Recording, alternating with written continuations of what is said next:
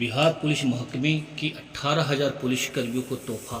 सिपाही से लेकर इंस्पेक्टर रैंक के पुलिसकर्मी होंगे पदोन्नत। एडीजे पुलिस मुख्यालय जितेंद्र सिंह ने बताया कि सिपाही से लेकर इंस्पेक्टर रैंक के पुलिसकर्मी और पुलिस पदाधिकारियों का उच्च पद पर पदोन्नत किया गया है। उन्होंने कहा कि वेतनमान में कोई वृद्धि नहीं की गई है, गृह विभाग से इसकी स्वीकृति मिल गई है। प्रेस वार्ता का आयोजन किया गया।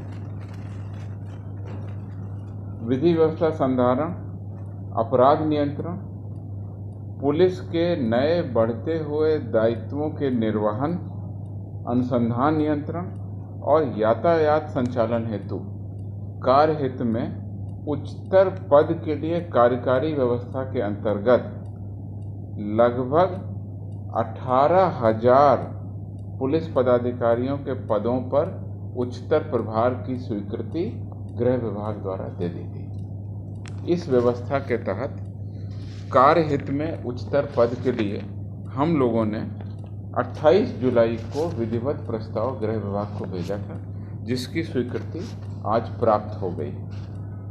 आप लोगों को जानकारी दे दें कि सामान्य प्रशासन विभाग के वर्ष 2019 के द्वारा सभी प्रकार की प्रोन्नतियां एवं प्रोन्नतियों पर विभागीय प्रोन्नति समिति की बैठक की कार्रवाई की अनुमति नहीं थी। इस कारण से प्रोन्नति बाधित थी। इस कारण बिहार पुलिस के विभिन्न रैंक में काफ़ी अधिक संख्या में रिक्ति उत्पन्न हो गई थी, जिसका कुप्रभाव विभिन्न प्रकार के पदों के दायित्वों के निर्वहन में पड़ रहा था। सहायक अवर निरीक्षक में 15,000 लगभग स्वीकृत पद थे, जिसमें से रिक्ति करीब 9,367 पदों की हो गई थी। कुल लगभग 60% रिक्ति हमारी एएसआई के पदों में हो गई थी। दरोगा में 7,400 के आसपास प्रोन्नति पदों की रिक्ति, जो कि लगभग 71% है। परिचारी प्रवर में बहुत दिनों से जो सार्जेंट मेजर का पद है, उसमें सार्जेंट की नियुक्ति नहीं होने के कारण 98% रिक्ति थी। पुलिस इंस्पेक्टर में 1322 पद खाली थे, जो कि कुल स्वीकृत पदों के हिसाब से देखें तो 60% की रिक्ति थी। पुलिस उपाधीक्षक में प्रोन्नति से भी लोग जाते हैं और डायरेक्ट रिक्रूटमेंट भी होता है। प्रोन्नति पदों की रिक्तियों को देखें तो 61% की रिक्ति थी।